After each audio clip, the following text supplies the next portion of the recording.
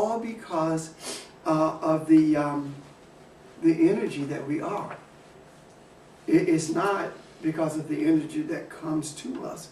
It's because of the energy we are. Because the energy that we are is the energy that we send out, or that escapes us, or whatever, however you want to put it.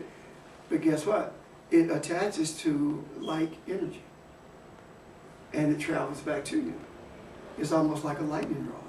It travels back to you, and once I got you, baby. Once it gets to you, the question is, how do you handle it? And if it's something that you've been desirous of, but you don't express an appreciation for it because you say this is too good to be true, then what you've actually said, I don't want it. Mm. That's how the universe interprets it. It's not true then. Yeah. Too good. So planning and preparing is in the now? When we talk about, I'm not talking about agendas, like I'm going at 10 o'clock in the morning, I have a meeting with Mark. Okay. I'm not talking about that. Because I may have that agenda, however, if my 10 o'clock meeting with Mark does not take place, I can't get bent out of shape, because truly the Lord orders my steps, or the Creator guides my direction. So if that's true, then the best laid plans of mice and men, they do go astray. Why? Because if I'm all been out of shape about my meeting with Mark, then I was never living in the now anyway. I've been trying to manipulate my meeting.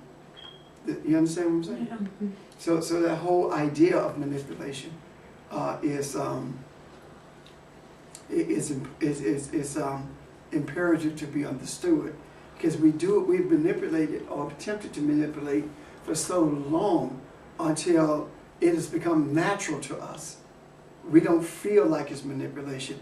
It doesn't even smell like manipulation to us. It doesn't even look like it. But when somebody brings it to our attention, because it cuts so deeply, we have a tendency to rail against it, as opposed to accepting it and accepting it for what it is, and allowing it to flow the way it flows. Just a comment, it's said, the sages, I think, said that eternity is living in the now. Yeah, That's right. what eternity is. You don't worry about what happened in the past, and you don't worry about what happens in the future. You live to the fullest right now. Knowing God. Exactly. That's it. God's the Experiencing. foundation. Yeah. When you experience the Creator, that's the now. But, I mean, we can say that, but I mean, I think the more fundamental thing is, if you set the direction of your intent, then just be. Setting the direction of your intent is your way of walking into whatever the future is, to use that term. The be is the now. So if you have a sense of where you should go, if you let yourself get to that before, it's hard to put this in time frame, but then not time frame, but just to use the words, yeah, then you're thinking about tomorrow and not living today to get to tomorrow. You know what I mean? See, I see it intent as different from that. Setting the direction of your intent is choosing to trust the Creator. Right now. That's the direction. That's my intent. But I think it can apply on more mundane levels too. You know, if I translate it into some of the work I've done, I've seen people that spend a lot of time trying to perfect a plan because they won't admit they're afraid to implement it. So that's a bad way to say it, but if you have an idea of where you need to go, where you want to go, then you go there by moving the present into the future, if you want. That's a sort of silly way to say it. Well, if you're going to set your intent and be, then you're not moving any place. You're allowing everything to come to you. Because Yeah. if you're going to be, it's not like you're going to decide where you want to go. Because if you're deciding where you want to go, look how many times we screwed that up. So we know, if I know that my intent is to be kind to everyone, then how that plays out is not up to me. That's my intent. My desire is to be kind, so being kind to Evelyn may be saying to her, you know what, you need to be quiet sometimes. that may be the best thing I can do for them. Right. But it also may be, in the next breath, being kind, maybe picking up something you dropped. So the idea of it, now, don't get me wrong, my saying, maybe you need to be quiet sometime, has to be tempered by how I say it. It has to be done in a way that respects the divinity. We always talk about respecting one's humanity. Right. But I think if we can begin to talk about and think in terms of respecting divinity, it carries us to a different place than respecting humanity. Because to me, what it means to respect one's humanity is respect them being human. When I'd rather respect you as being divine, and if I respect you being divine, then my approach to you is different than what it is if I deal with the humanity aspects of it. So, and I want to get back to that Pope thing in a few moments. Yeah, I think it's, well, Go ahead. if you, I know what you're saying, and the point is, the way to respect humanity is if you believe in the oneness of life and everyone, then that's the way, it's sort of like you're coming from the end back. You know what I mean? It's not I don't know how to create the image of what that implies, but the point is, you're going from the whole to the particular. You try to get from the particular to the whole, you're climbing a mountain. And that's why I say, instead of trying to get any place, just be where you are. Oh, look, Nick had his Marco Rubio moment.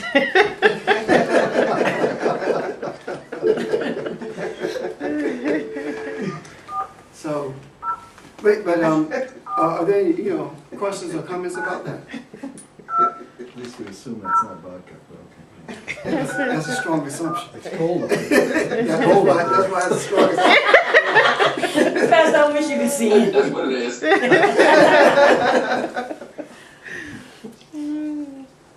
Sheldon knows the way even in the snow then. That's vodka. Okay.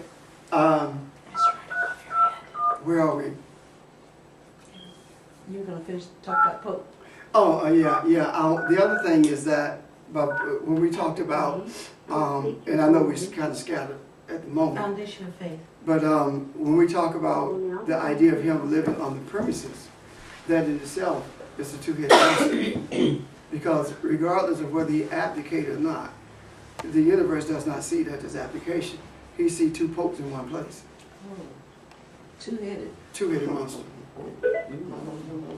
Two authorities in one place. One obviously, one is evident because he's standing out there waving at folks, and the other one is sequestered and working in the background. Well, But both of them are monsters. This is one of the things someone had said, and only once it sort of passed, watching some of the punditry, which made some sense, resonated with me a bit, that Can you hear Richard? Are you able to hear Richard? Okay, go ahead. it's just that part of his decision to resign is so he could control the transition to the next pope. So you do have that, he's not going away and leading the church to its future, so to speak.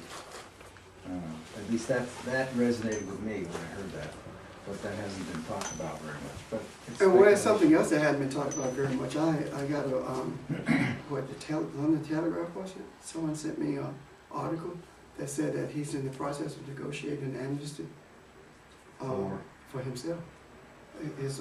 What? So that he won't be arrested by What? the Italian government. That's I'll send you the article. The Pope? But how can they arrest him if he's in Vatican City Yeah. Well, obviously he's planning on leaving it at some point? Huh? at some point. If he abdicates and leaves in the Vatican vehicle, he's still in the nation. So. Do we know why the one other pope abdicated years ago? Ask Nick. Nick, you know the reason? No. You're still muted. No, I don't know, actually. I can look it up, yeah. Okay. We're here. We'll know in 2 minutes.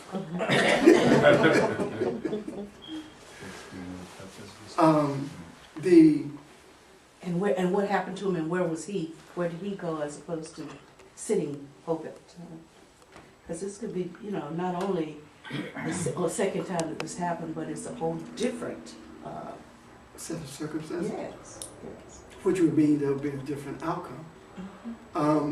It would be also be interesting to know what state was the world in terms of conflict at that time as well. Because, well, you know, when you really think about it, there has never been a separation between what happens in government and what happens in Catholicism. The whole, whether it be the Constitution in this country, or France, or Britain, all of them are based upon the edicts of the Catholic Church, what they consider moral or immoral. That's all of them is based on the morality as defined by Catholicism. So when you look at it from that perspective, it doesn't matter how much you say you're separate. It's what the universe recognizes, and what the universe recognizes is how you respond. If you are separate, then why would you go to Colorado to have your phone ring?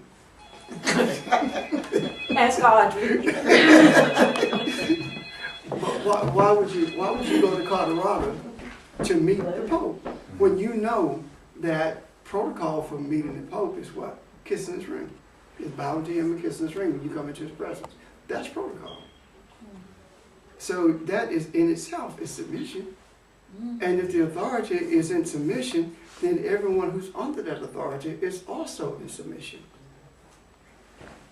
So though, you know, there are a lot of variables to look at, not just what happened during the application, but what has transpired leading up to the application. I mean, why would a pope come to South Carolina and fill the stadium? Why would he come to South Carolina?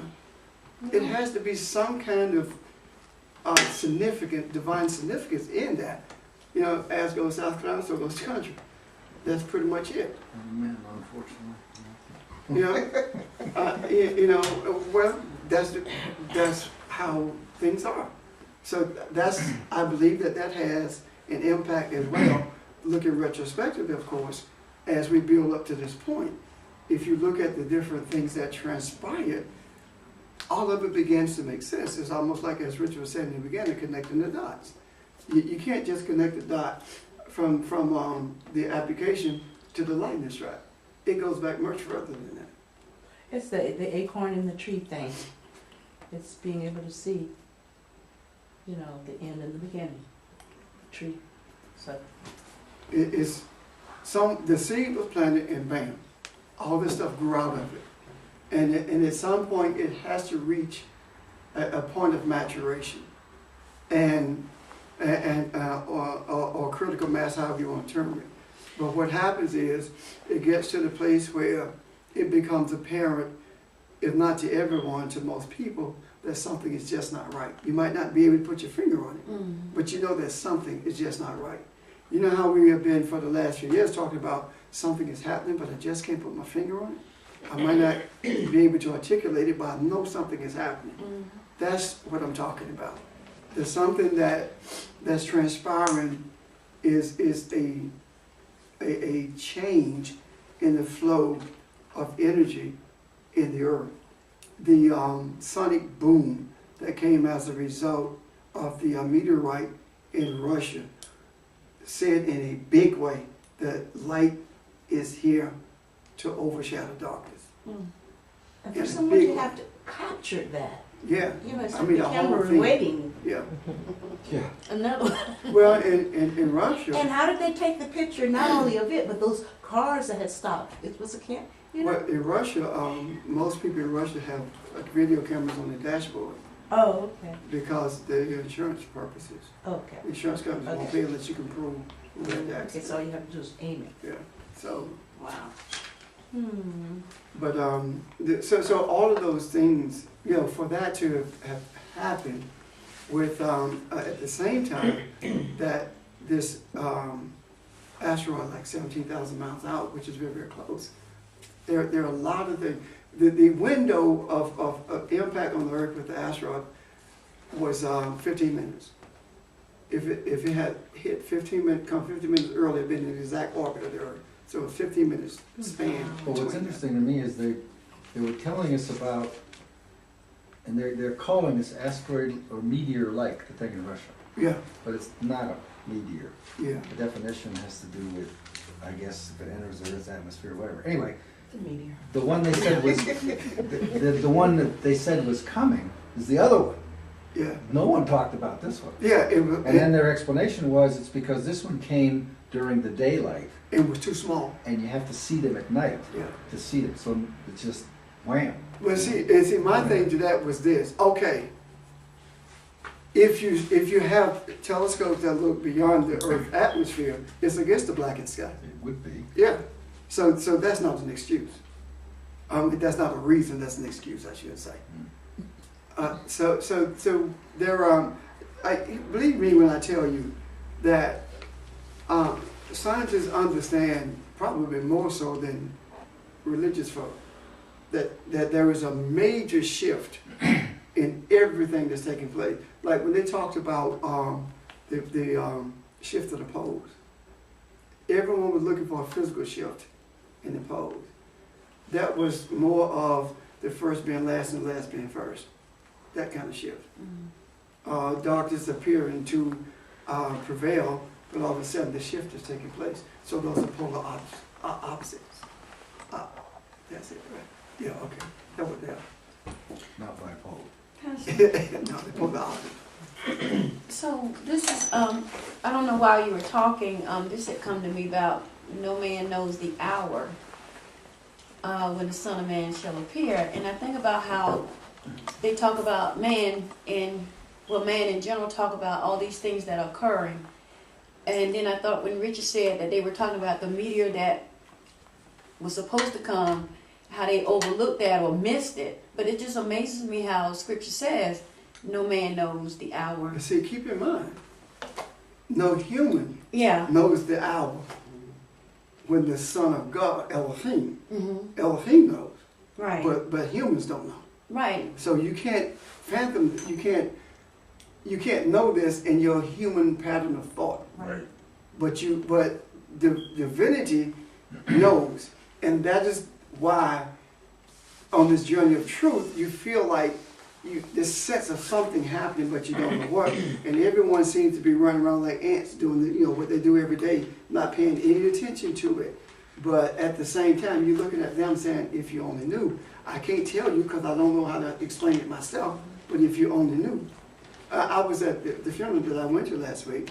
It was interesting to note that when the guy did his brother's funeral, he was the eulogist, and when he got up, one of the things he said was that all my siblings and so many of you of my brother's friends have been talking about seeing him when you get to heaven. That's not going to happen, because when we get to that place, we will not see each other like you see me. That's not going to happen. It's not me seeing my mom or my brother. That's not. He could not articulate what he was trying to express, but I knew exactly what he was saying because I know him. And I noticed that every minister there, and there was a lot of them, went silent.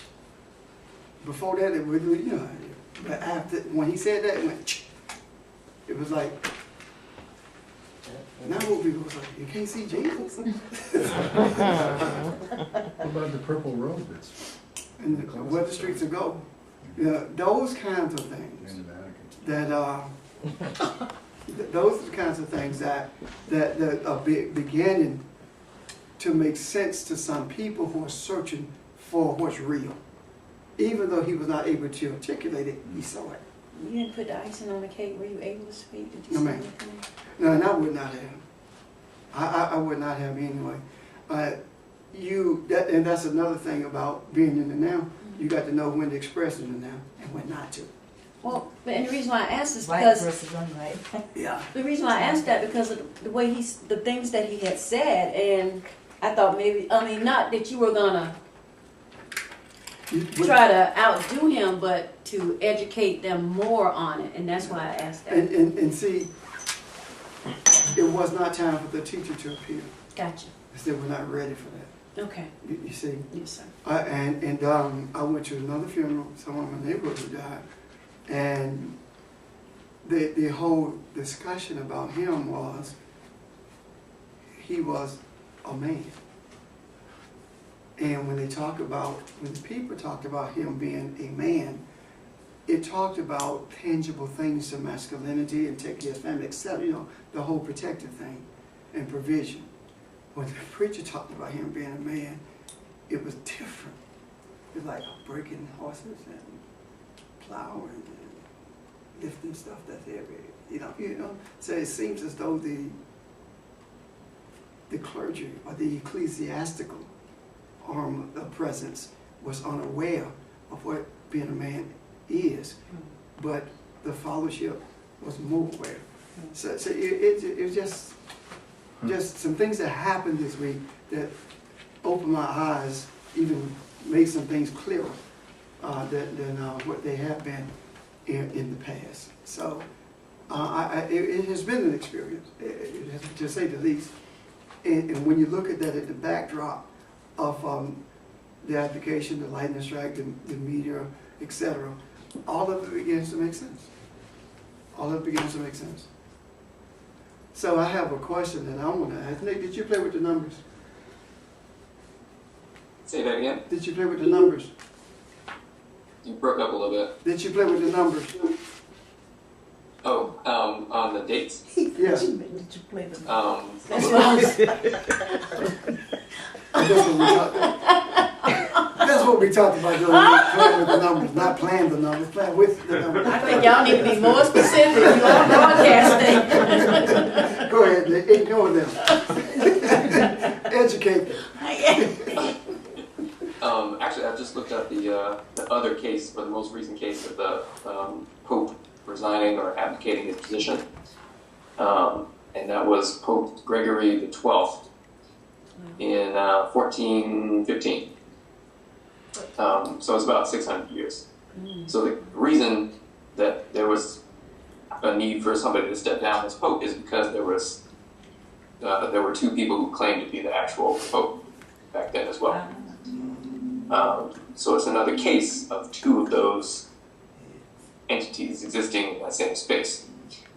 So it's interesting that that's the same reason, or that's what's going to happen this time as well. But so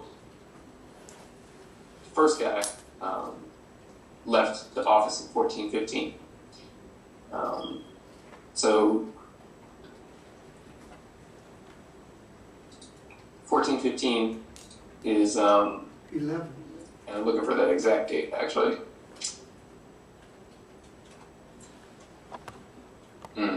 Well, I'm just looking at Wikipedia, and I can't find an exact date, but I'm sure it's out there somewhere. Yeah, But 1 plus 4 is. 1415 is 11, and 2013 is 6.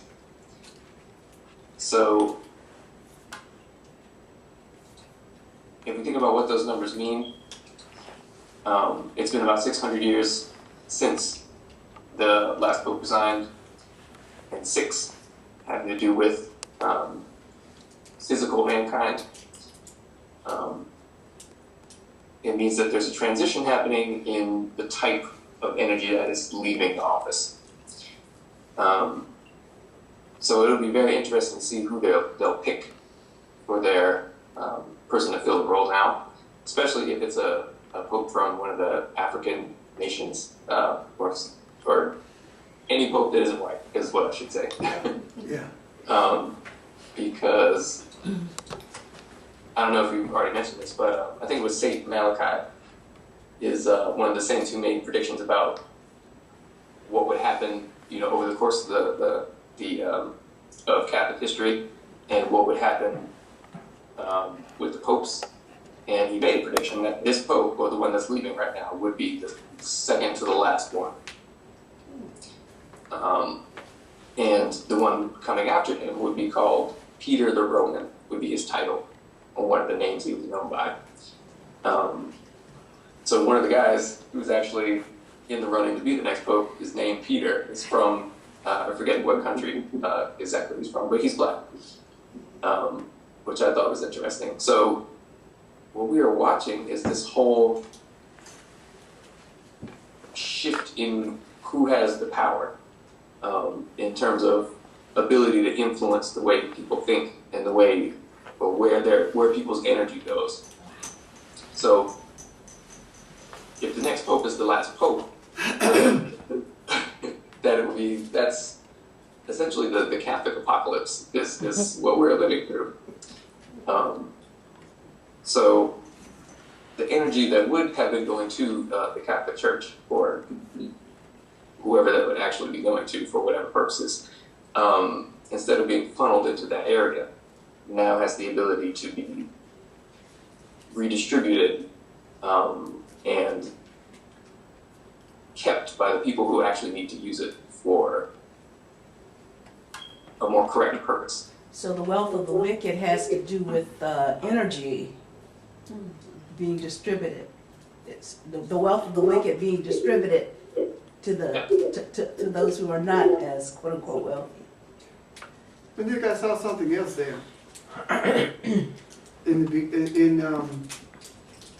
The Pope, the first one the last one that abdicated, did it because there were two. And this one is abdicating and gonna make it two. Hey y'all. You see what I'm talking about? Oh, Rania? Yeah, I was reading a little bit more about him. There was, like you said, he was one of two, and then the Papal Council made it worse by holding a council and then electing a third. So for a little while there were three. And then there And were then two. in another one stepped down, the other one who said he was Pope, he was the anti-Pope, they called him. And then the third one was duplicated. So, Well, you can't say Antichrist, so.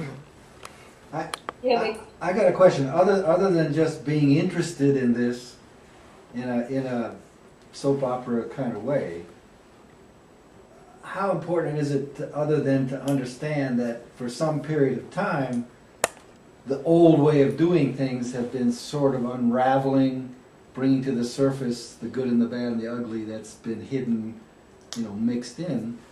And as we've said before, without trying to guess where it's all going to go, sort of like an Arab Spring thing, just have a certain sense that it's part of.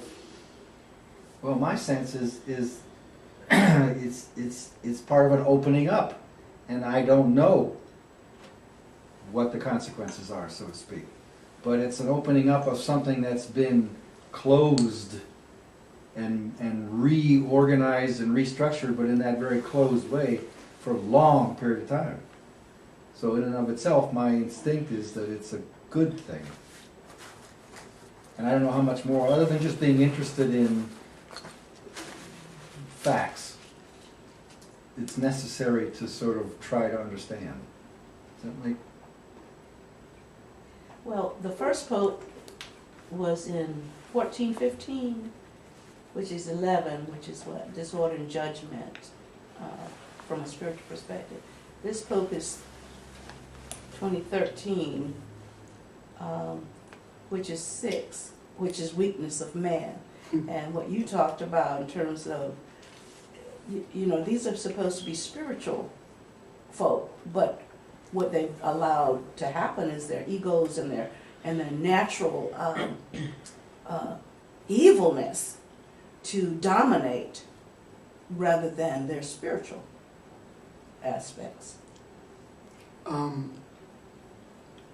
Pope Gregory succeeded Pope Innocent VII, the 30th day of November in 1406. Say again, his what? He succeeded Pope Innocent on November the 30th, 1406. 1406 is 11.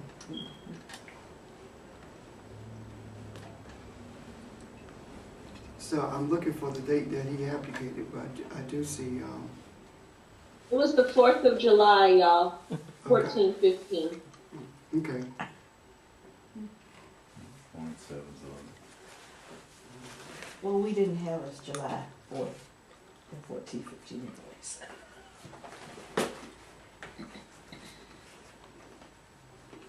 Well, I was talking to Pastor Richard earlier in the week, and it was easier to see that the date that the Benedict announced his resignation was the 11th of February 2013.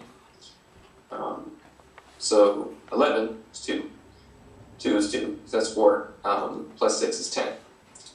So 10 is the number of, on the Kabbalistic tree of life, Malkuth, or kingdom, and that deals with who is ruling in the earth realm, or what energies or forces are ruling in the earth realm.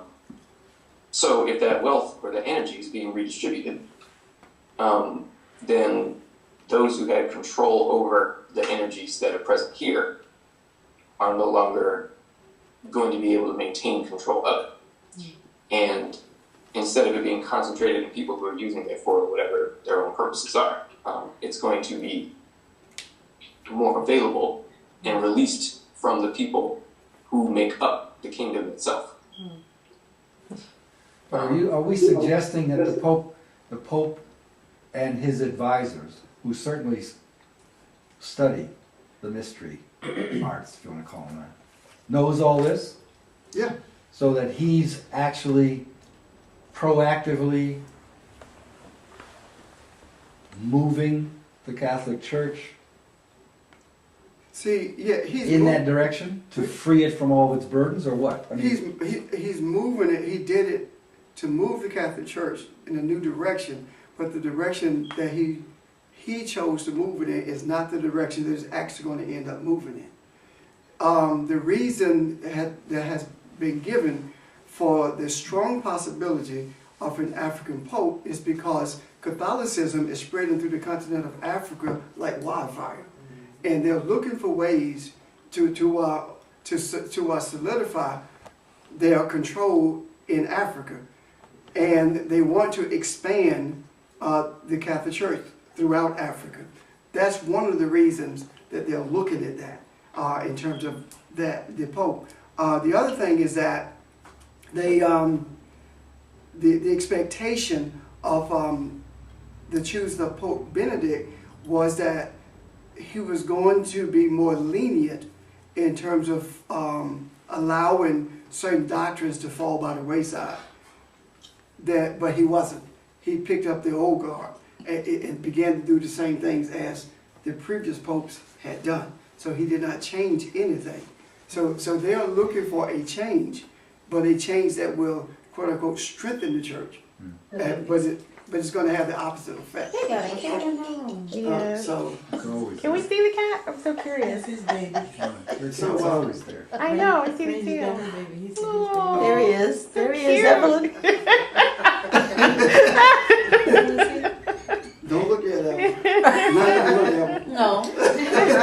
It's gone now. Okay, the only part about that I guess I have wrong is I understood that the fastest growing movement, what word to use, is the evangelical Protestant in Africa. Okay. And if anything, you know, it's like the Catholic Church wanted to be part of the Israeli-Palestinian settlement because they don't want to be left out of that equation because they understand the significance of the Islamic-Jewish resolution, if you like. So I would interpret the African thing as that's different than maybe his sense is to restructure the church to be more competitive, to maintain or make up ground.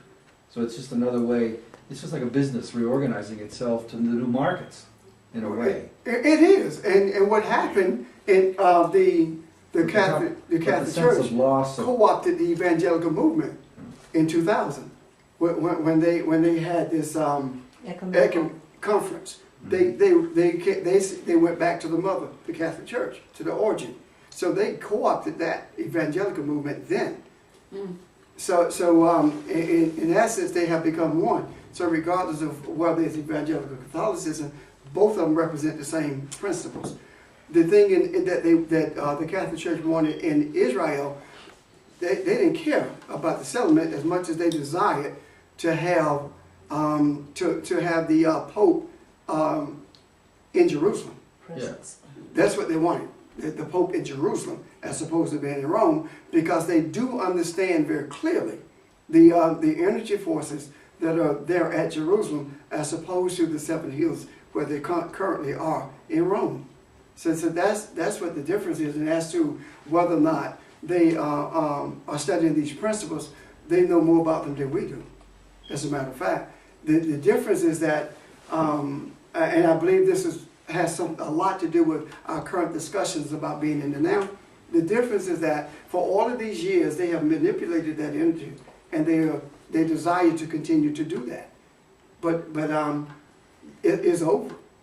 Even though there's a battle taking place for them to do it, it's not going to happen.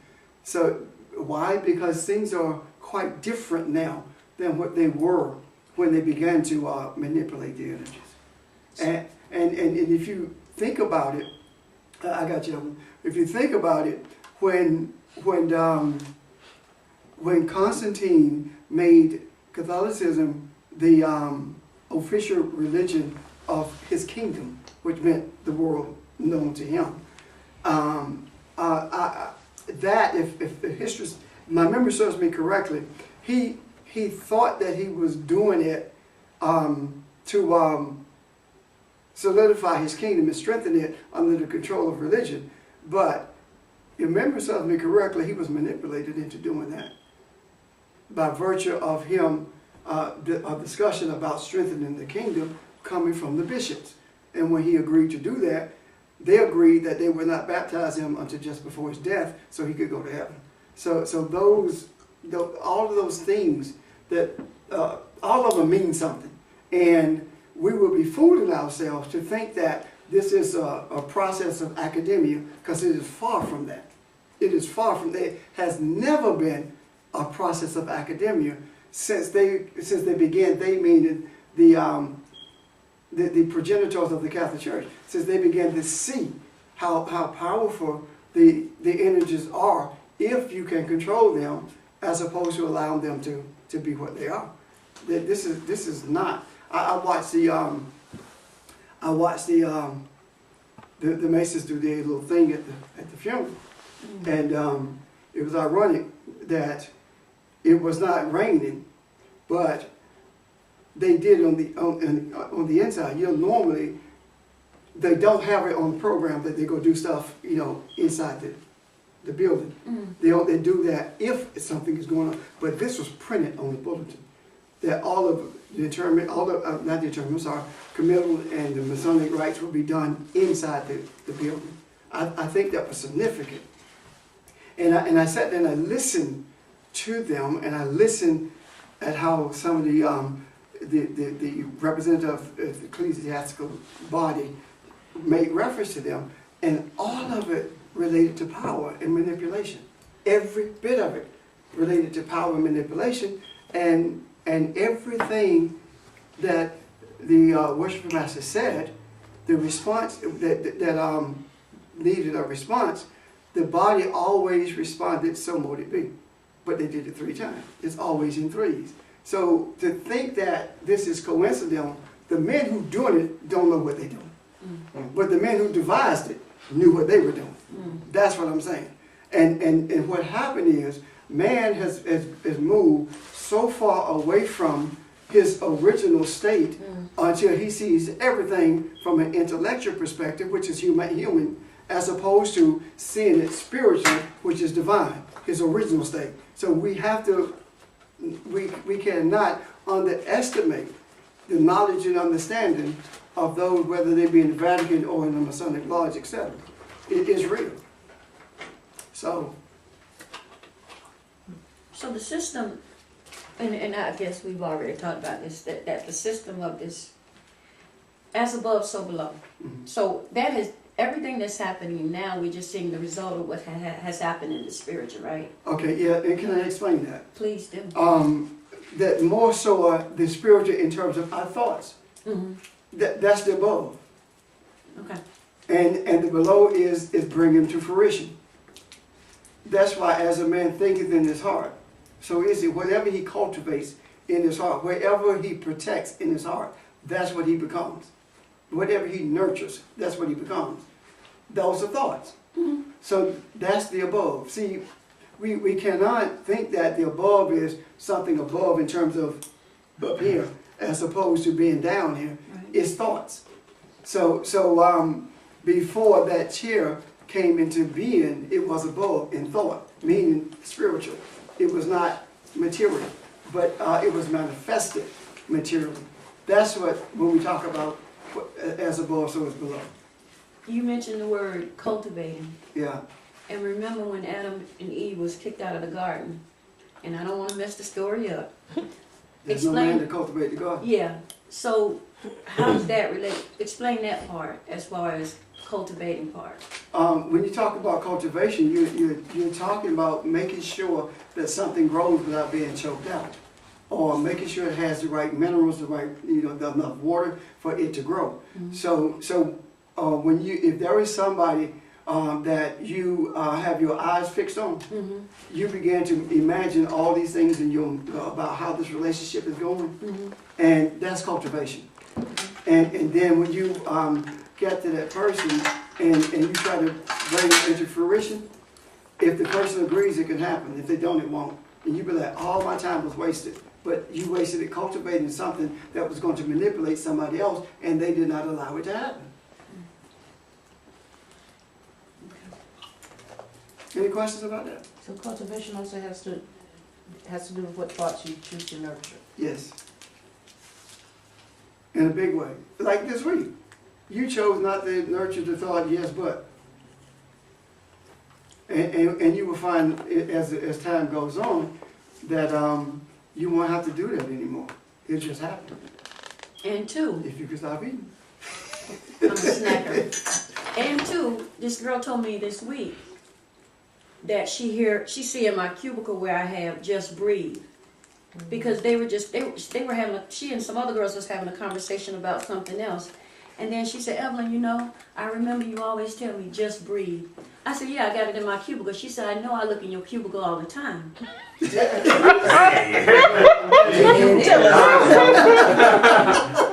that, you know what, you listen to people, you know what you're dealing with, right? Yeah, that's right. But that's good, that's fine.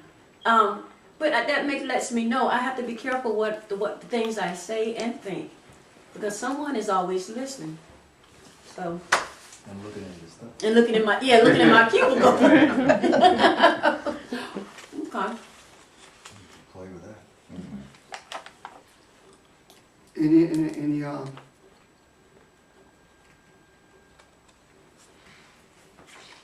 So, I mean, the essence of this, am I correct to say, those who are still at the core of these systems of belief, I guess, that channel and control energy, Masons, the Catholic Church, still understand pretty much the purpose of the organization. But given that the outer rings, which probably always have been in one degree or another of lesser understanding and therefore confusion of sorts, by trying to change, to hold on to, or like I said, to capture the new market, they're releasing, they can't control all of that. And so the image I have in my head is sort of like a meteor opening up, and you have the sort of fire coming out as it expands. They can't do it in the way maybe they were able to do it before, because there's so much more energy, there's so much more awareness in the world now than maybe there was before. So they know they got to do it to maintain power, but it isn't going to turn out the way they thought, because it's just much more at play than before. Is that? Yeah, there's much more exposure than before. What's more? But the guys who are currently carrying out the rituals haven't a clue. They think that they are doing something that's beneficial to mankind. So you're going to say even within the Masons, there's not a core? Oh, that's a core that knows. But That's what I'm talking about. But Yeah, as the you core. go out from the center, there's more confusion Yes, because there's really, yes. the understanding is weaker, etc. Right.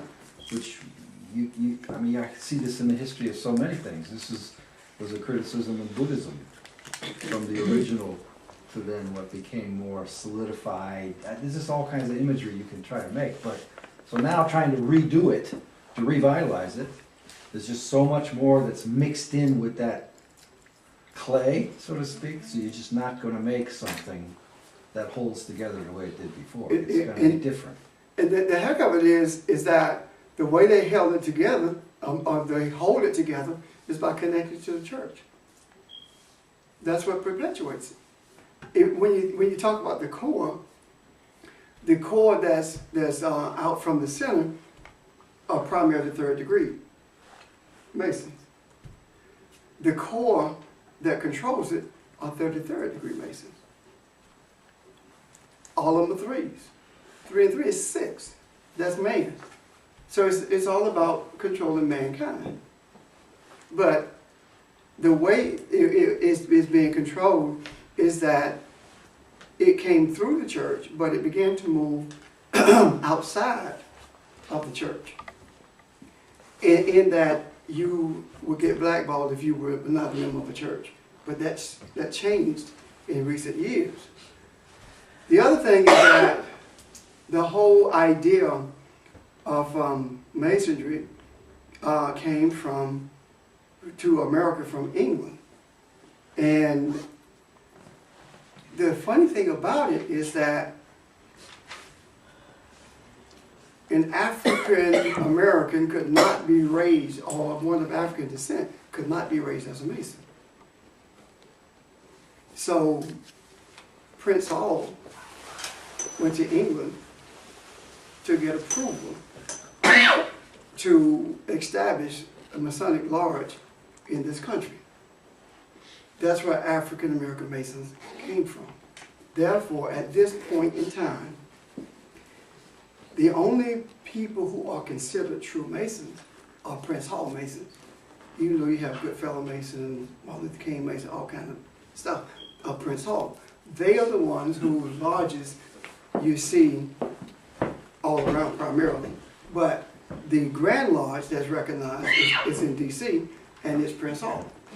So what happened is Prince Hall connected the African American or the African to the European or the Caucasian energies of Masonry. And since that time, both have been controlled by Christianity. Even though you have the Knights of Columbus that's supposed to be equivalent to Masonry, but out of the Catholic Church, all of it has its tentacles reaching into Catholicism, whether it be Masonry or... So when you say Christianity, you really mean Catholicism, I mean the Roman... When I say what? When you say it's all connected to Christianity, you really mean Roman Catholic. Yes. The Roman Catholic Church. Right. That's exactly what I'm saying. So it's as though anything that gives man a sense of separation from God, needing a man to mediate, is connected to Catholicism. Even the pastor in a church doesn't realize it, but he stands in the place of a priest. And the priest stands no differently than the Pope being a mediator between you and God. And that's the position of pastor. And that's one of the reasons I strongly disconnected from that, in that I say to you, I'm not responsible for you. I'm responsible to you. But quite the contrary, when you go to church, they make you feel like they're responsible for you. That gives them opportunity to manipulate you, and anything that you don't agree with, you fight God. And if you're not heard, that you haven't been church. Whatever he says, if you fight it, you fight God. Now, it seems as though that is a benign statement, but it really isn't. What he's actually saying is that he is your God, because it came from him. Just like the Pope. Yeah, just like the Pope. And whether or not you, whether or not he verbalized it, it doesn't matter. It's what the universe sees. It's what the Creator sees. That's what matters. And the response is based upon what's real, not what you think is real. Does that make sense? Yeah, but I'm thinking about the universe. The universe. The creator of the universe. So whatever we put out there, I'm just trying to get the concept of the universe. Let's say creator. Okay, the creator. So whatever I put out, whatever I give to the creator. Let me say something. Okay. Sorry. Whatever you choose to create. Is what I get. Or that's, okay. And something else I learned from somebody I connected to through one of my online things, but the universe does not understand the word no. Yeah. Right. You can say, no, I don't want this, I don't want that, as much as you want, but if that thing is the thing you're resonating with, Yeah. then that is what you choose to create. So you can say, I don't want to be like my parents. I hope I don't get mugged while I'm walking from my house to the metro. I don't want that. If that's what is holographically implanted in your head, that's what you draw to you. The word no is like A magnet. To what? Say again. It's irrelevant. It's like a magnet. Well, actually, you're right. I think Janisa said it right. It's irrelevant, but everything else following that is real. Look, So it's no what- is really saying you're revealing what you really want. No, No, I think you're not. it's all of the energy and the focus that you direct is what manifests. Whether Right. you're saying no Yeah. is irrelevant. It's the fact that you're giving it all of your focus. The That's market what is brings it you into get. being. Right. So the universe is not binary, it's not yes, no. So it's the same thing as don't think about elephants. Yeah, then you think about Right. elephants. Yes. If you want to say it in a more neutral term. Right. You're not thinking about being stomped by an elephant, just don't think about elephants, right? So rather than, as Nick was stating, deal with it from the perspective of what you don't want, because I constantly tell people that. If you don't want to be like your parent, don't say it. Be who you are. My desire is to be who I was created to be, as opposed to my desire is not to be like someone. That in itself, and I did not understand it from this perspective, but that's what I see. So now, hopefully, instead of yes, but this week, now you can deal with not. I don't want. Another lesson. Yeah. But my thing is, it's just like, and I think about when God says, the scripture says he grieved because he created man. Am I saying that right? It's just like my child. I see my child doing some things that I don't like, and it hurts. But there's nothing I can do about it because it's something that I did. I created. It's there. It's in my face. Yeah. So now I have to move on and change my intent to something else that's not that. You know what I'm saying? Yeah. Something that's right. Well, but I think too, it's, if you're thinking about what you don't want, you're moving backwards through life to give you an image. So you don't know where you're going. You just know where you don't want to go, but you're going somewhere. So, you know what I mean? It's just crazy. Yeah. But turning around and saying, if you see a behavior, what's a parent supposed to do? Mm. You're not supposed to punish the behavior, which reinforces it in many ways, Right. particularly if it offends the individual, the spirit of the individual. It's help to, I don't want to say manipulate, but guide it. Let's say offer opportunities that are more positive and reinforcing or constructive for that. So that's the same. So that's not saying what you don't want the child to be. It's instead of doing that, why don't we do Present this? some choices. Correction. Toward a positive, what you understand to be a more, and that's the best you can do, right? Yeah. A more Yeah. positive direction, which is the same thing to be applied to the person you see every morning in the mirror. And when you do that, what it allows you to do is to not distort the energy flow coming from in you. Because if it is attempting to manifest something, and then we introduce all this confusion into it, then it either doesn't manifest in the way that we think we intended it to, or what ends up manifesting is the thing we didn't actually want, because we don't understand how this works. So we don't know ourselves in that sense, or that aspect of what we're able to do. So even when we were just talking about what the universe sees when people sit in church, regardless of what people are saying, the actual energies that are moving within them determine what happens. So you can say whatever you want, but it's what's going on in the other 99% of you that we don't yet have control over, that actually determines where that energy goes and how it's used. So when you set the direction of your intent, you're learning to consciously direct that energy flow. So instead of saying, I don't want this, when you set the direction of your intent, you are saying, this is what I want. And I will allow the universe to give to me what it is that I have chosen. So it's just a whole flipping inside out of the way that we have to think. Because what... Tie that back to what's the significance to us, other than the prurient curiosity to be observing what's happening in the Catholic Church, doing the numbers thing, doing the historical thing. That's all in a way to me interesting. And I suppose, and maybe I'm wrong, I'm willing, I want to understand the significance to me. It doesn't change what I need to do, so to speak, with myself. And even if that organizes itself in some way that becomes a bit of a negative, a barrier in my way forward, still, how am I going to find my way through that except by that same better understanding of self, right? What I'm trying to say. So the other is interesting, a little bit of reality TV going on here, but at the end of the day, it's still all about what I'm becoming.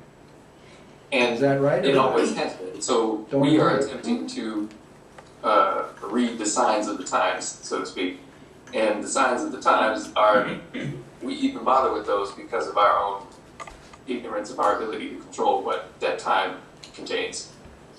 So as long as so what religion is, or what it's become anyway, is the setting up of this separation from yourself of what you actually are, the creator. So when that is flipped inside out, and instead of us looking to something else and saying, I want this, you are the priest, you are whatever, I want you to connect me with the creator, because obviously I can't do it. When you flip that inside out, and you begin to use your energy to produce what it is you've been looking for, a bunch of things happen. The thing that was set up to be in your way, it has to be destroyed, because the energy has to flow, and it's going to create all kinds of turbulence and chaos in that thing that's blocking you, or in that thing that was setting itself up to deceive you. Jesus said, woe unto him who do not read the signs of the times. If you're unable to read the signs of the times, you're destined to either get caught up in it or be destroyed by it. If you can read the signs of the times, then you become a part of the vanguard to lead mankind to the place where he was designed to be from the beginning, and that is Elohim. We call it co-creator, call it, determine how you choose. But one yet many. However, religion has chosen to lead mankind to it and not be cognizant of the signs of the times, but to constantly and continuously deny what they see in front of them. Right now, if we were to have the same discussion in a setting of a church, it would be, you stretching it. That doesn't make sense.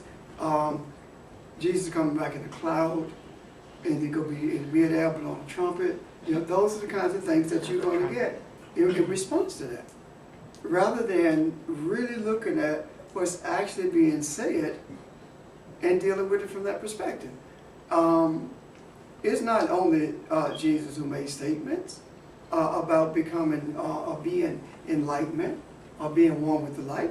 He was not the only one who did that. There were many others who did the same thing, but his method and approach to it became more popular in that it got printed and distributed more so than many others who said primarily are basically the same thing. Because when you think about it, when they talk about the idea of compelling people to become a part of, nobody do that but Christians. Christians are the only one who has that basic doctrine. Muhammad never did that. When you have people who are ignorant, when you have people ignorant of what other people believe, then they start making it up as they go. That again is not being aware of what's in front of you. So whether it be, whether we see it rather as an exercise in futility, or if we see it as an exercise in desire for reality, however we see it, we don't change it. The only thing we change is us. But then the statement, to be aware of what's in front of you, I guess I'm saying in a stumbly way, is really a bit of jujitsu, because the reality is, it's you. It's not what's aware in front of you. It's like looking in the mirror. It's really what you understand the truth to be. You don't find it by taking apart the Catholic Church so much. But you find the obstruction by understanding. But you have to have a self-perception to be able to evaluate what you're taking apart. Of course you do. Yeah. So you're not, so still by to be aware, you have to have a sense, you know what I mean? To understand you, I have to understand myself. Although I have, or I have no context with which to sort of, I don't want to say evaluate, but you know what I mean? Yeah, I can deal with that if the you is the you. Who is becoming aware of who the you is in relationship to understanding what the obstacles have been to knowing who the you is. But if the you is an individual, me, individually, then it's far greater than that. It's the you who has the intent to become the enlightenment, or to be the enlightenment, or to be aware that you are the light that that Jesus said that you are.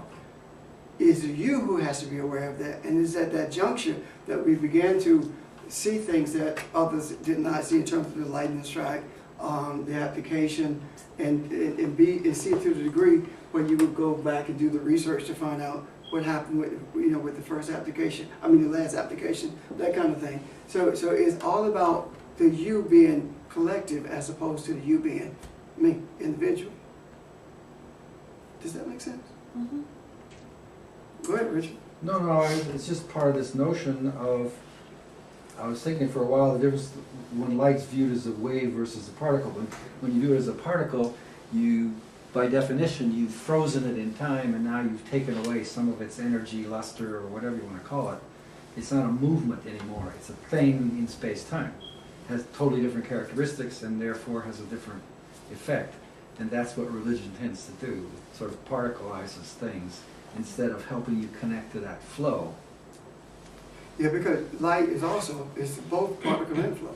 But I think one of the advantages we have today, for all the confusion that comes with it, is we have access to things which can stimulate and help us to be more self-analytical or whatnot. Imagine yourself 600, 800 years ago. No internet, nothing like that. You're just sitting under a tree and you have a realization. Now, who are you going to go share that with? Probably somebody who represents a system that's going to knock you flat in 2 seconds. Now you can kind of protect that a bit, go somewhere and let it be nurtured more so. So there is more openness. There can be more confusion, but there can also be a way through, more so than maybe before. Does that make... Oh, it's okay, fine. I'll be quiet. No? You don't have to be quiet. I'm trying to process what you're saying. Yeah. I just sometimes think, because I don't think of it, I don't know, I don't think evolution so much as just opportunities are different. And so in a way there's a responsibility that comes with that. So, but I think we control the evolution of anything by virtue of how we respond to it. If we don't, then we're not creative. Okay, it's just a small point, I guess, that I think is much more so that opportunity than in prior history, let's say. Oh, okay.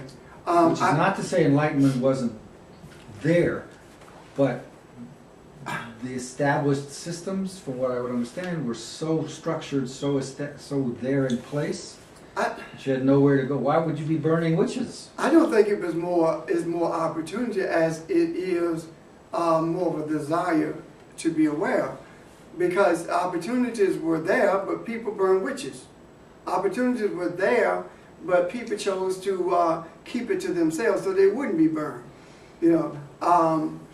But I guess I wouldn't. I don't know why I'm being so argumentative. I don't think things are I better. don't think it's argumentative. I don't think as it's much as like better desire for versus because there's more to be encouraged by now, because there's that more openness. So you have places to go, to learn, to see, to feel, and then be protected. I think in those other systems where the domination and control was so complete, you didn't dare.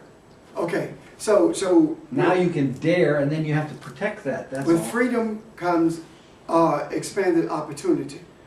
What I mean by that is this: Or the other way around. the more open society becomes by the way it thinks, the further it gets away from the Creator. And the further it gets away from the Creator, the more acceptable it becomes to say what you want to. Because in those closed societies, when men, just because it was religion in Europe or in America, it doesn't mean that there were not indigenous people who understood who the Creator is and were more connected or aware of a Creator than were those who grew out, whose roots are in Catholicism, which all religions in terms of Christianity is. But the further we grew away from those indigenous beliefs, the more expanded we became in terms of the thoughts that we have. So we say anything we want to say now without feeling that we're going to be burned at the stake for it because of we're further and further away.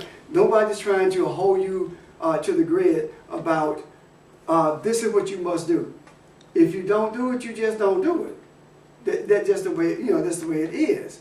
And there have been all sorts of ways to keep us bound so that we would not express what we truly are desirous of, even though we have the opportunity to do it.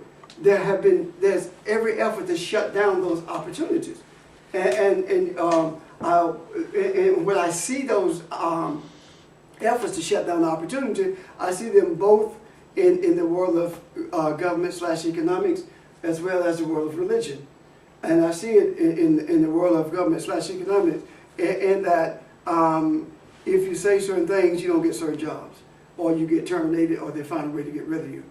In religion, if you don't go to this church, you don't have a place to have your funeral, you don't have a grave to be buried in, that kind of thing. If you don't go to this church, then there's certain opportunities to shut down to you. And the reverse manipulation of that is when you leave, we really need you. We miss you. We need you back. To do what?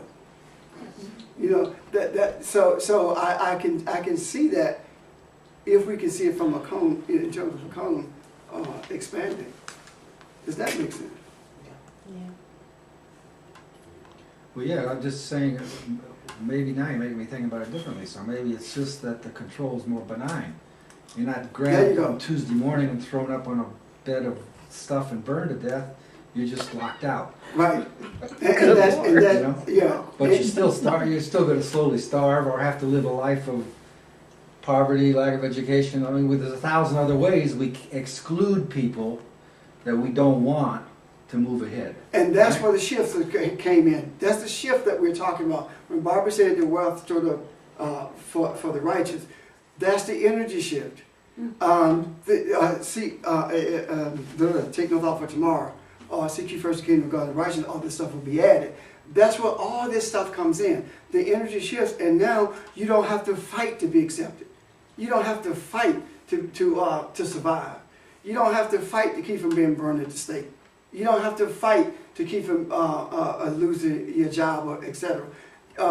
All these things come to you. All these material things are there for you as a result of your seeking righteousness, as a result of your desire to be aware of the light that you are.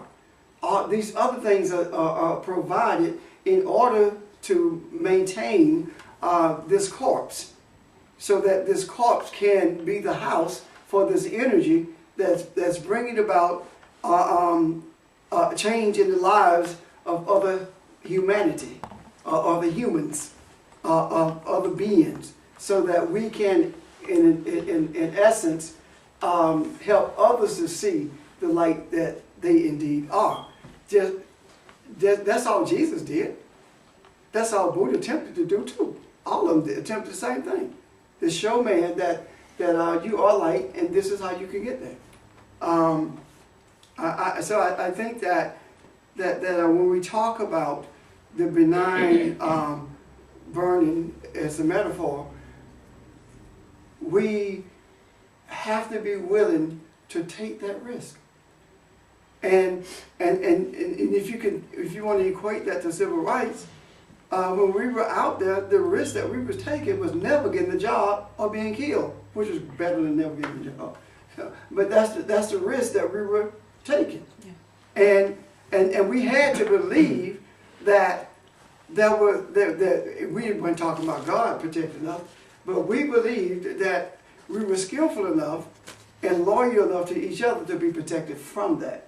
Now, if you take that and transfer it into the spiritual, then the relationship is that though we are doing these things, we know what risks we are taking, but we believe that the Creator, that the Father, is there to make provisions for us, not safety.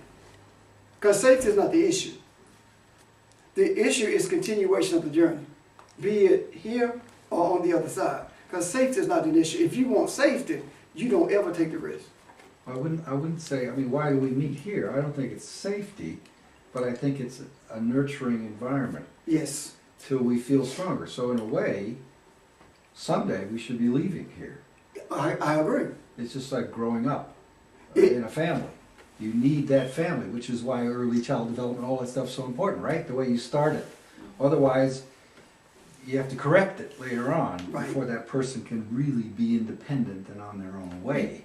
You know, Richard, it's funny you say that, because just a few weeks ago, I had to get beyond that. The idea of,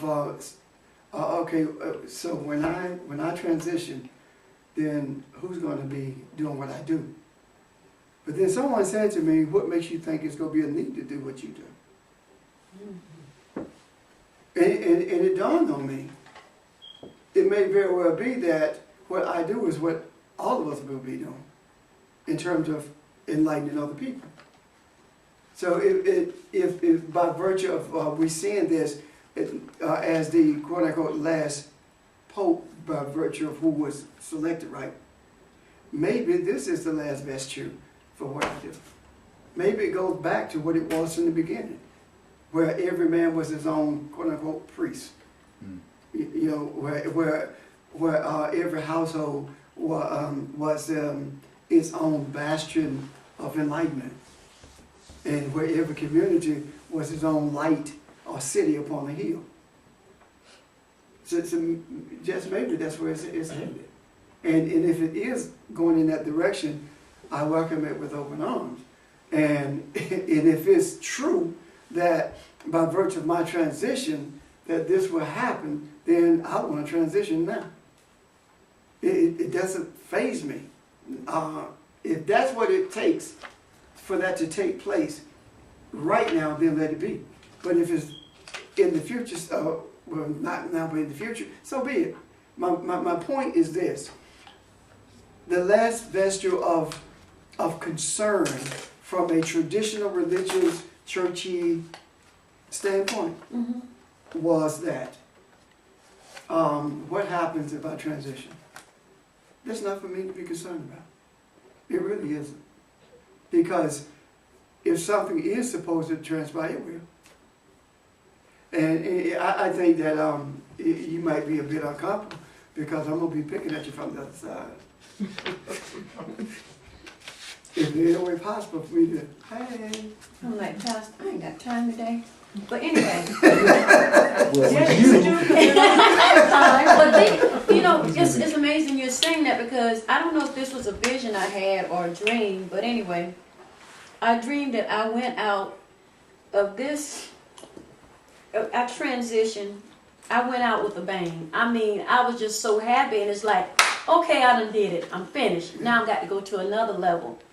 And I don't know why I felt that way, but I felt so light. It's like, throw a party, go ahead, y'all live it up. yeah, Because I've done what I needed to do. you got your Here. vision written. Huh?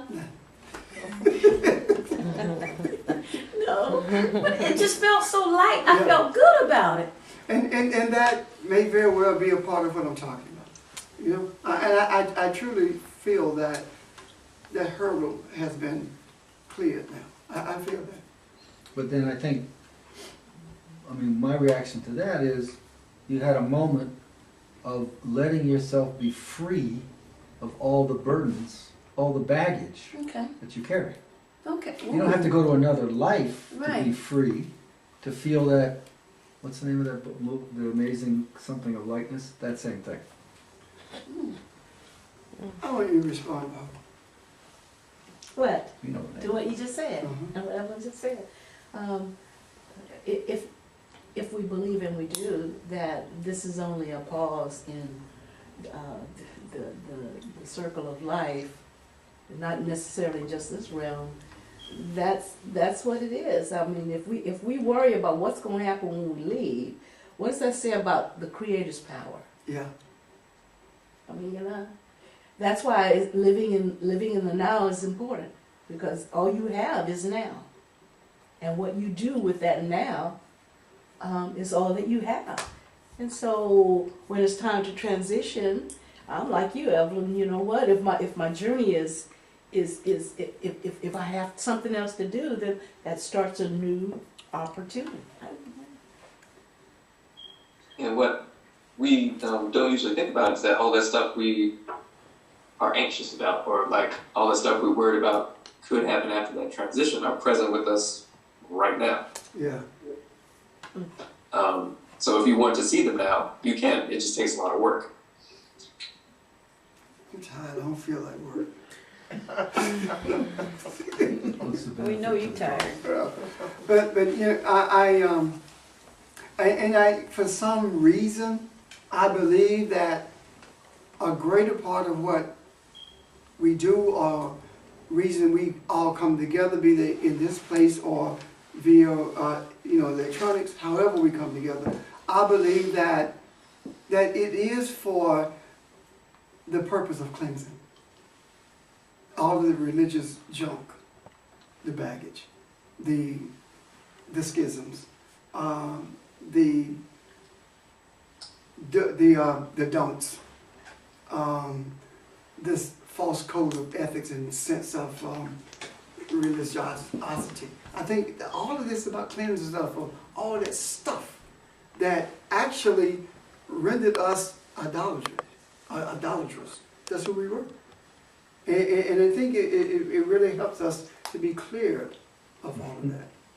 Because when we think about the things that we would have laid down our life for by virtue of our beliefs, then we look at them now, it really didn't make sense.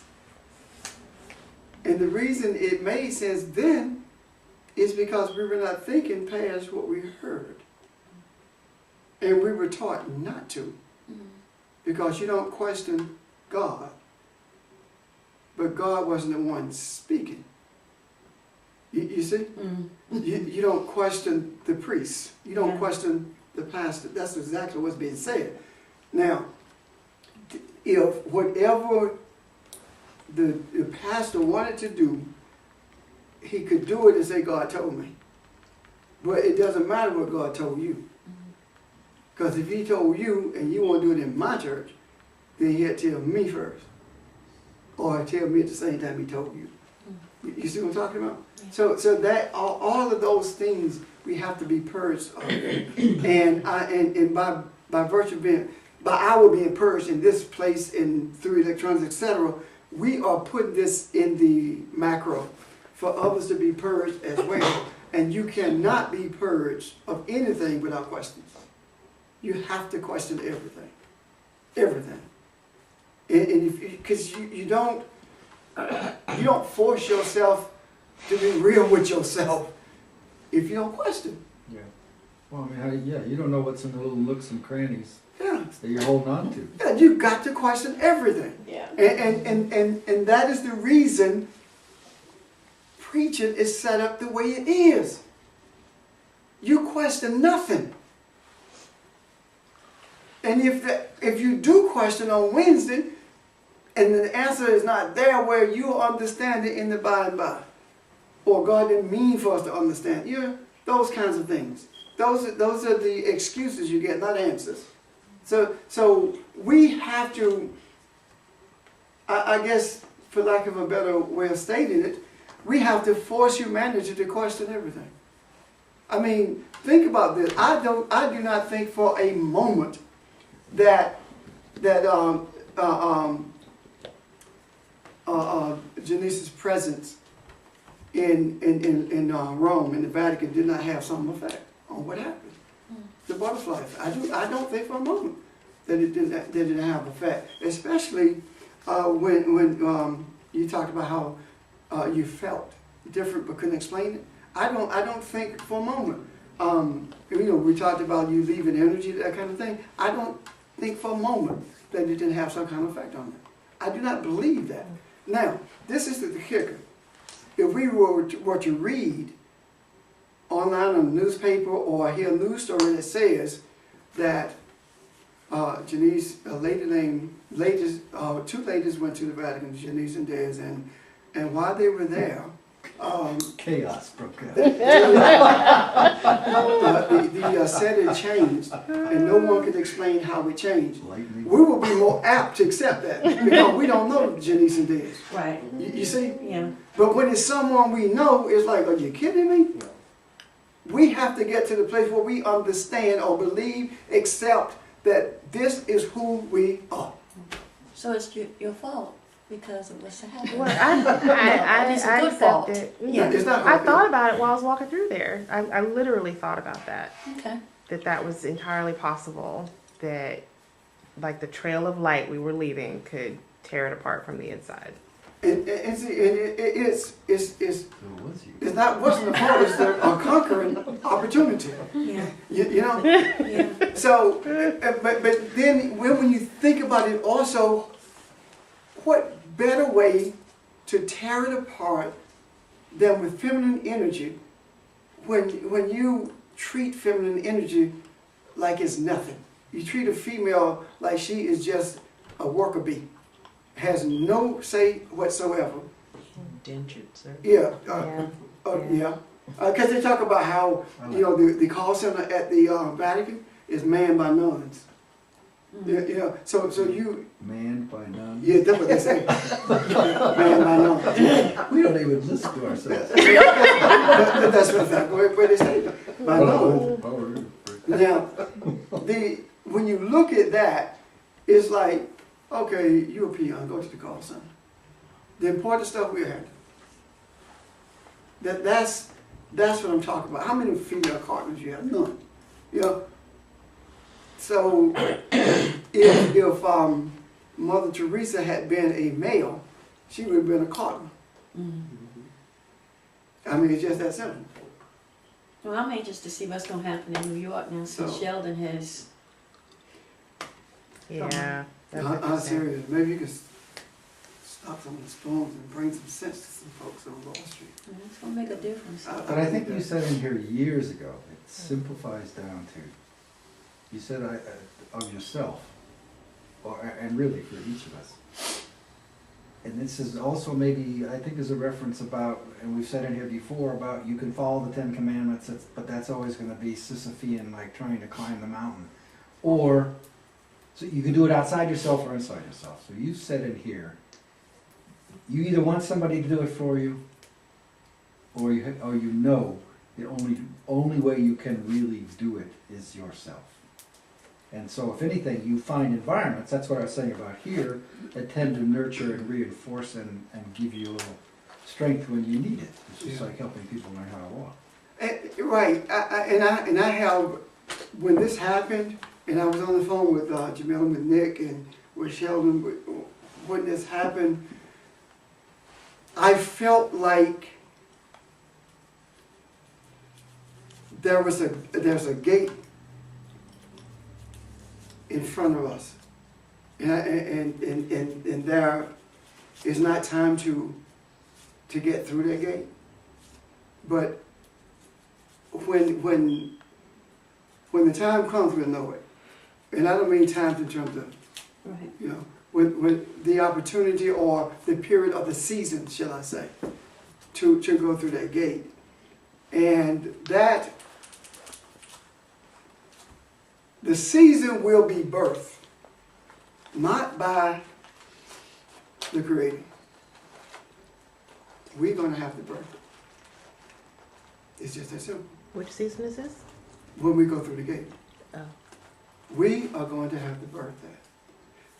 See, at some point, and I've said this before, at some point in the journey, we are going to have to begin to birth what we see or what we feel, what we sense, rather than sit back and wait for the Creator to do it. We are going to have to take the initiative to put things into action on our own, as opposed to waiting for the quote-unquote stars to line up. We line them up. Does that make sense? Yes, sir. We have to take responsibility. Why? Because we sought this all along. By virtue of our being on this journey and desiring truth, we've sought this all along. So at some point, we got to step up to the plate. Because if we stepped up to the plate, meaning mankind, and created what's here now, who birthed it? We did, right? So it's up to us now to do what? To correct it. By virtue of birthing it. Does that make sense? Yeah, in fact, I'm sitting here thinking, and I've been thinking about the last 15 minutes, we want to be born again. Yes. Go back to the beginning. And I want to go That might back be to the it. garden. I want to know, in the essence of everything that I am a molecule and a part of Adam, and I am still in the Garden of Eden, and this whole thing was a bad dream. Boy, wake me up. So you're saying we live in a nightmare? We are. Well, you know what I mean? I mean, okay, a distorted, confusing dream. I have to, let's say good and bad. But Yes, you It's know a what I mean? nightmare. False. Well, It was a false reality, blah, blah, blah, blah. But the point is, people come up to you all the time, and not all the time, but occasionally if they feel something, and they say, have you been born again, or whatever. And you know, myself, I've usually kind of went, because I know what all that package includes. Yeah. Right. But, I mean, I'm sitting here thinking, why can't I say, I'm intent upon that reality? And that's a continuous process. And then they'll probably go, huh? But, Because you know, the reason I'm talking, what I saw while Richard was talking with the, you know, birthing things, the whole discussion, the whole of the discussion that we are having and have had for years is based upon primarily, not totally, but primarily what Jesus said, right? And what he taught. Well, the gate through which the apostles and others went was not opened by Jesus alone. It was actually birthed by Mary and Jesus in their room. Remember the intimacy there? That's what was birthed. And the reality of the manifestation of it was witnessed first by the female. You see what I'm talking about? So Jesus didn't wait for the Father to carry him through the gate. He made it a reality, and then he said, you know what? it is through your authority, it's to your authority that I render this breath, or the spirit that I am. That's what he said. When he said, into thy hands I commend my spirit, it is to your authority that I render the spirit that I am, or the breath that I am. Okay. And when he submitted himself to that, the impregnation was already there. And the birth came with what we call a resurrection, to rise up. Can you see that? Comments? Help me, somebody. No, Well, we're with you, we're with you. right behind, right. About the earlier discussion about, okay, well, now that we know that all of this is occurring, with the energy that was quote unquote captured, not my quotes, but just put a box around it, captured by the Catholics, is now available, much more available. So I believe that does affect me as I understand my impact on mankind. Because what we speak, we put into the macro. And so there's just more opportunity now for even more, not that you can put gradations on light, but what was bound is free, and so there's more opportunity for what we speak to get in the macro and go even and be available to even more people. And so in a sense, my knowing that is important. My knowing that is important because I can say, okay, wow, that what was bound is now free, and now I can speak into that even as well. Whereas if it's in the Vatican and it's confined and it's used for their purposes, I might not have as ready access to that light. I don't know if that makes, if that resonates or not, but because light is light. Yeah. It's what you do with it that perverts it or the intent changes the manifestation of what happens as a result of that light. I think I see what you're saying, that now what happened in the past is that we had to be freed from the bondage of Catholicism, Christianity, as a constant, post-Constantine Christianity. That was just right, to be freed from that, so that we could actually be aware of the light that's available, or the light that we are, however it doesn't matter how you state it, as long as you get the understanding of it. And at this juncture, we have, by virtue of everything being chaotic now, we have the greatest opportunity to be totally free from that, from the chains that had bound us, because everything we believe had its root in Catholicism. But and also, it's important that we are now able to see those signs, whereas 5 years ago or whatever in our journey, we could have missed it.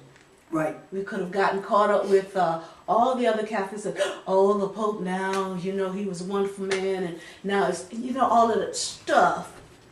It's important for us on the, what do you call it, the point of the sphere, to understand that we do. That is part of our evolution as spiritual beings. We are able to see those signs, and we are able to understand the light in those signs, not just the dark, the light, and pull the light out of those signs. Meaning there's more light available, more light freed, more uncaptured, unbounded light. The more you talk about that, the more I began to see, because I had symbols coming to my head earlier, but I didn't know what it was about. Now I see.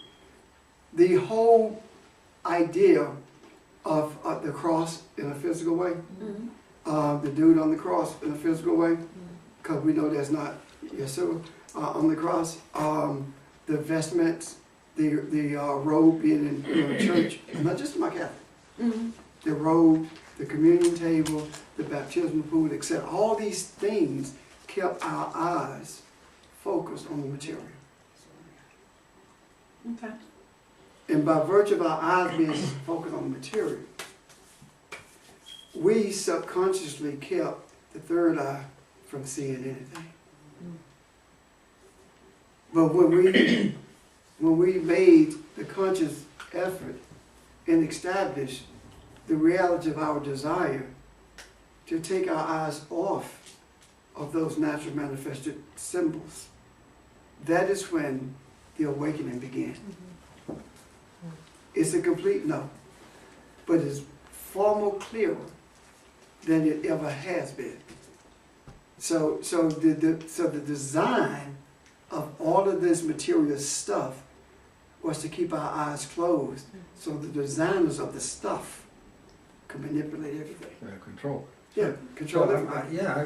I think it's like when Nick did the drawing about creating the space and then injecting it with all that's needed. Yeah, It's a new opportunity, there's a new space been created. And you have the opportunity to go in any direction. you So choose. it's still, if you want to think of it in these terms, it's your responsibility, Yeah, good or bad, so to speak, what direction you go. But the opportunity's there. That's what I meant earlier when I said, but there's also a sense in that in the confusion, the chaos, the openingness of things. There's some reinforcement for that. So it's not just you in the wilderness. There are other people in the wilderness. right. You know what I mean? And we're not just the point of the spear. There's a lot of points on a lot of spears out there. But I think there's a sense that it's more so there. So if it helps you, you know, maybe it's an adolescent thing to say, but I'm very much an adolescent, I think, in a lot of these things. It's nice to know that you're not the only one, kind of thing. So there's a reinforcement for that. And you might seek out. And in seeking out others, through conversation and whatnot, you'll test out what they understand, and by what they say, re-examine what you understand. And all that's a very good thing. Bouncing off each other is a very good way to learn and grow. That's it.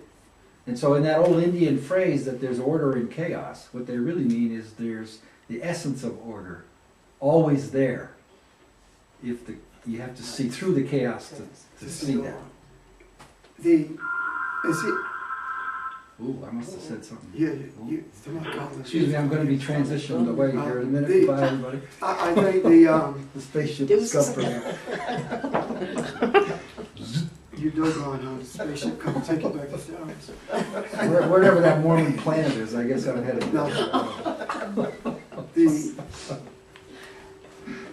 I think that, well, I know for myself, I seek to treat everything, though there are others out there, I treat everything like we're the only tip.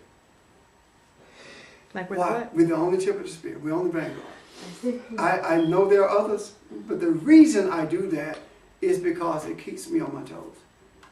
It pushes me to push you to push me.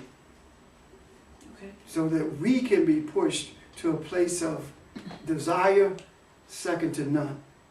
Now, having said that, the other tips that are there may very well be there for different reasons. It doesn't matter.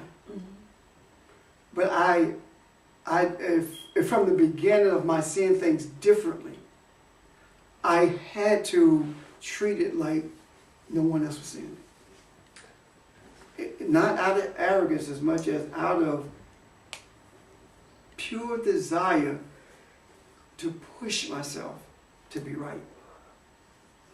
That's all I've ever wanted to do, was to make sure that what flows from these lips is what's supposed to be coming, so that it can enhance who we are and not put us in bondage or in a deeper place of ignorance. So if we can do that, treat it like we're it, then all the it's at some point will be one. And keep in mind, every individual human does not have to coalesce with what we believe in order for them to be changed. Because every individual human did not grow up in the quote-unquote church. but they will talk to you about church. You see what I'm talking about? I always have to treat myself like I'm a neophyte when it comes to this. Because that helps me to keep seeing clearly. If you go back to the scriptures and think you understand it, if you go back to research you've done and think you understand it, then you have lost something. You have to always treat it like you've never seen it before. That resonates with me, because I think also the temptation, if from what I said earlier, is then to align yourself with some of these others, Yeah. and suddenly you're all wearing the same T-shirts, and now you're all, banging Yeah. back into another church, Yeah. and that ain't what you're trying to do. That's right. You know what I mean? Right. Hey, just take the plane to Haiti. They're all there. Tuesdays it's blue, and Thursdays it's yellow, and they're all there. And they're gonna change the world. Okay, for 2 weeks. They're gonna come for 2 With weeks. this, if they're a little more comfortable with this, So my point is, I guess, and I go back to earlier roots in my life, which are more Asian, just living there. The idea of that Asian mystic Zen master who doesn't live on a shiny something on the top of the hill. He's in a small black hole in the sewer, dankest part of town. You gotta really go to find this guy, because he's doesn't want to compromise that search, that understanding, etc. of truth. You know what I'm saying? He doesn't jump up and say, I got it, and then bring attention to himself. He or she works very hard to stay away from that, because they know the temptations of the ego, etc. They know the strength of all that to suck you into a certain complacency or whatever you want to call it. So I respect that. No, if you're the real pioneer, if you're the real innovator, if you're the real, it's all part of that creative discovery thing. You know what I'm trying to say? You don't let anybody else tell you you can't do it. You don't let anybody else tell you how to do it. You just know, I got no. You just la la la la la la la. yeah. Just how you end up in where he Hollywood. was describing, Barbara, what Huh? you, That's how you end up in the Hollywood. spiritual merit. Or you marry somebody. Okay, Nicholas, anything? I'm good. Rainier? Anyone else?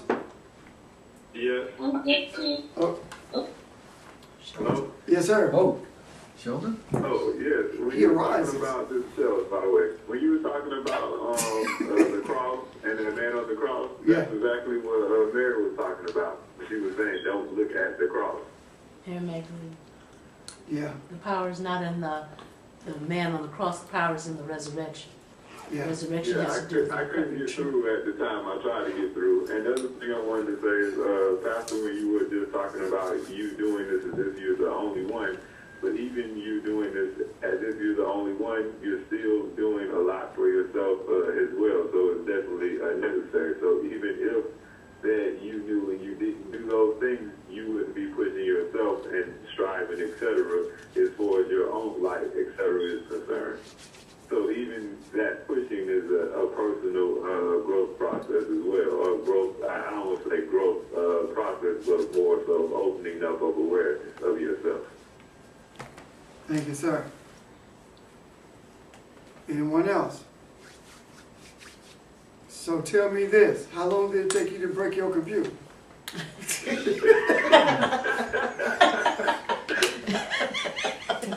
We should have done it like you do kids, right? We should have given you the box to play with.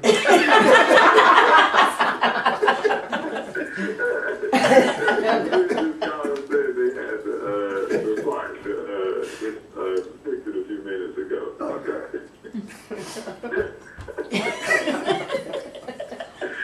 They thought someone was like, there's no way this is a month old. This doesn't happen. I'm like, well, in your machine, it happens. Okay. It may very well have happened, so you can deal with the supply source. Yeah, I'm just letting everything that has been happening happen, so it's fine. Yeah. Okay. Anyone else? All right, if not, Barbara? I want to see the teachers immediately before we leave, okay? Everyone who meets with us. The light of the truth that we are, and the truth of the light has us to know that wherever there is light, we are there. Amen. Amen.